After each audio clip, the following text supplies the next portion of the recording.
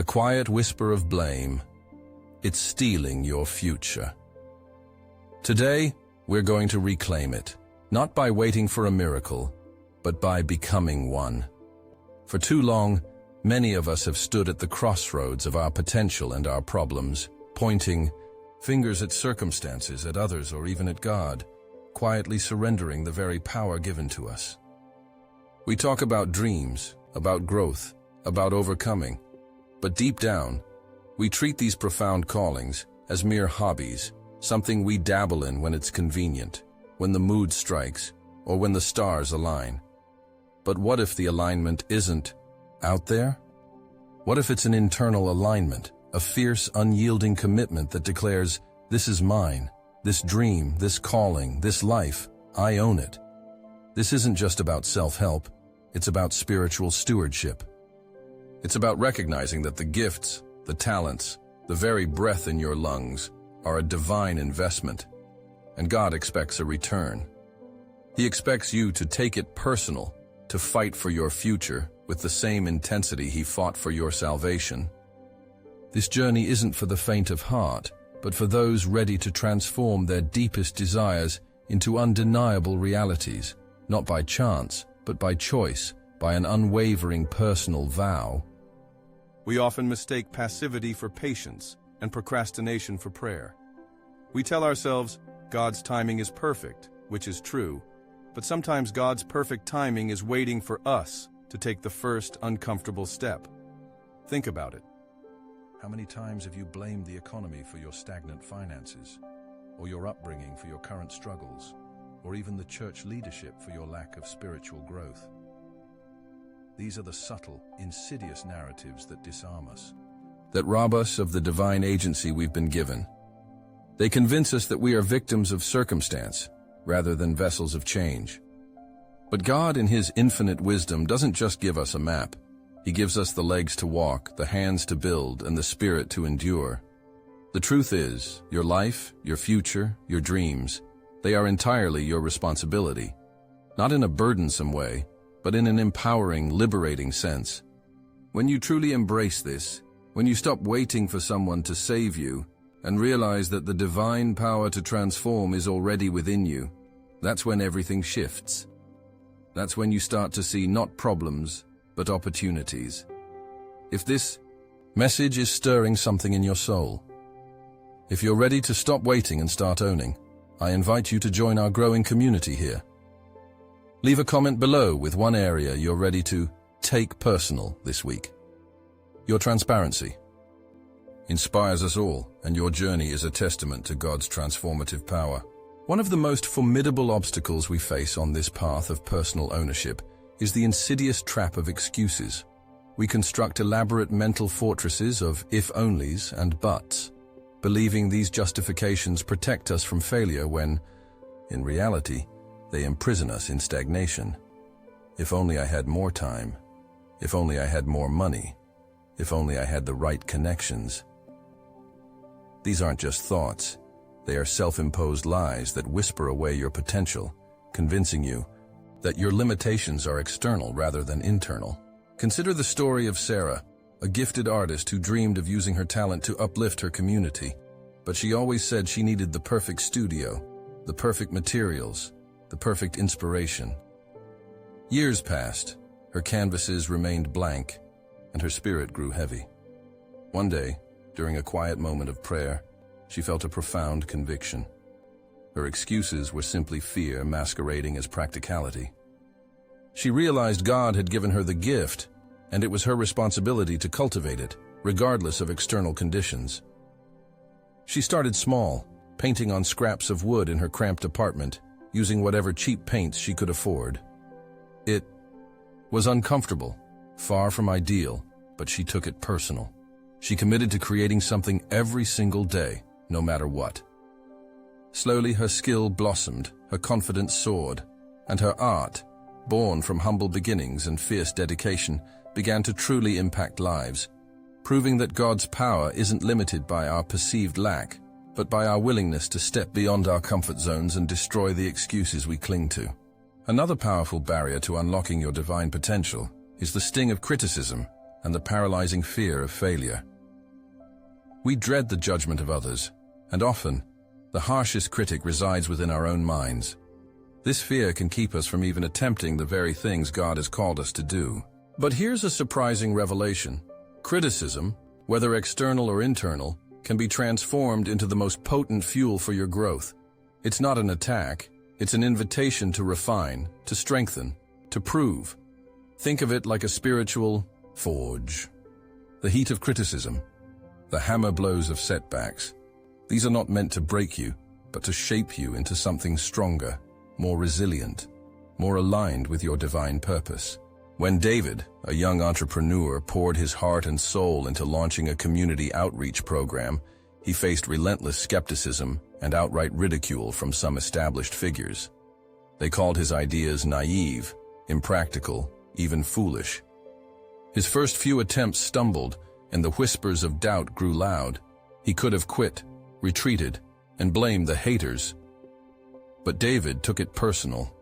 He listened, not to validate their negativity, but to discern any kernels of truth, any areas where he could truly improve.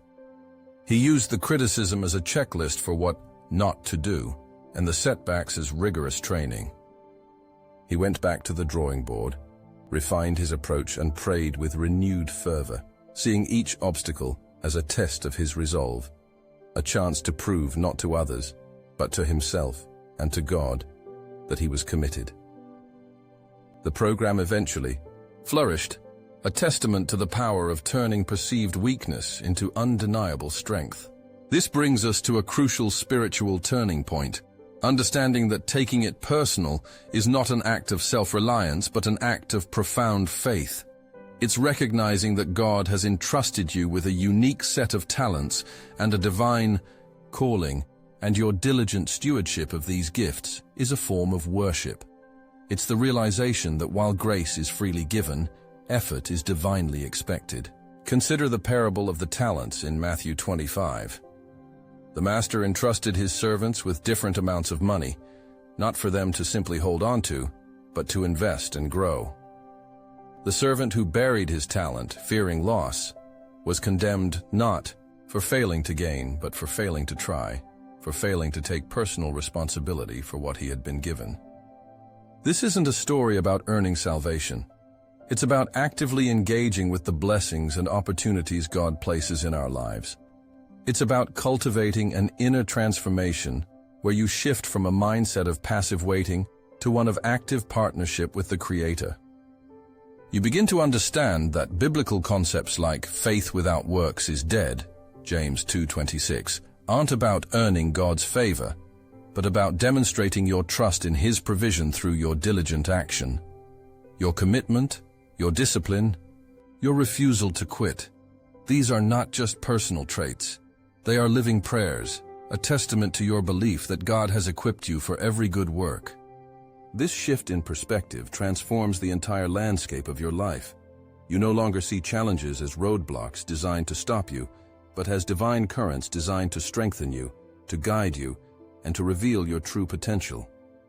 You begin to understand that God doesn't just grant you freedom, He grants you the discipline to earn it. Think of it like navigating a vast ocean. God provides the ship, the compass, and even the winds, but you are the captain. You must learn to read the currents, adjust the sails, and steer with unwavering resolve. You cannot simply drift and expect to reach your destination. Consider the powerful testimony of Maria, who faced a debilitating illness that threatened to steal her joy and her ability to serve. For a time, she succumbed to despair, feeling like a victim. But through persistent prayer and a deep study of Scripture, she encountered the truth of Philippians 4:13. I can do all things through Christ who strengthens me. This wasn't just a verse. It was a revelation of personal power, divinely infused. She took her healing personal. She committed to every therapy, every exercise, every dietary change with relentless discipline, seeing each effort as an act of faith, a collaboration with God's healing power. Her doctors were amazed by her recovery, but Maria knew it wasn't just medical science. It was an unyielding spirit, forged in the fires of adversity, driven by a deep understanding that God had given her a life to live fully, and it was her responsibility to fight for it. So, where do we begin this journey of radical personal ownership? It starts with practical, deliberate steps. First, identify one area in your life where you've been consistently making excuses, where you've been waiting for external circumstances to change before you act. Is it your spiritual discipline, your health, your relationships, your career? Second, declare that area non-negotiable. This is not a suggestion. It is a divine mandate for your life. Third, commit to consistent, uncomfortable action. This means showing up even when you don't feel like it, doing the hard work when motivation is absent, and embracing the discomfort as a sign of growth. It's in the quiet moments of struggle that true character is forged. Don't wait for a burst of inspiration. Cultivate the discipline that fuels lasting transformation. Remember, lazy hands make for poverty, but diligent hands bring wealth. Proverbs 10:4. This isn't just about financial wealth. It's about a richness of spirit, a wealth of purpose, and an abundance of peace. Envision a future where you are no longer defined by your past limitations or external circumstances, but by your unwavering commitment to living out your God-given potential. This is an invitation to step into a renewed vision, a life where every challenge is an opportunity, every setback a lesson, and every small act of discipline a giant leap towards your destiny. As we consolidate this journey, remember that true greatness is never accidental. It is earned through relentless effort, unyielding discipline, and an unwavering refusal to quit. It is forged in the crucible of discomfort, shaped by the hammer of criticism, and illuminated by the light of unwavering faith. Your life is not a dress rehearsal. It is the main event, a divine masterpiece waiting to be fully expressed. And no one is coming to save you from the work required to bring it to fruition. God has already given you everything you need. He has instilled within you a spirit of power, of love, and of a sound mind. 2 Timothy 1:7. He has equipped you with the strength to face every trial, knowing that the testing of your faith produces perseverance. James 1:2-4. So stand tall, look inward, and declare with conviction, "This is mine, my faith, my future, my responsibility." This is not just about achieving your dreams. It's about honoring the divine investment in your life. Now, as you step forward, remember this moment, this decision, to take it personal. Share this message with someone who needs to hear it, someone who feels stuck in the shadows of blame. Let's build a movement of unshakable faith and unstoppable action. And always, always remember, your greatest victory is not just for you. It's a beacon for others to find their way home. Until next time, keep fighting the good fight, keep taking it personal, and keep shining God's light.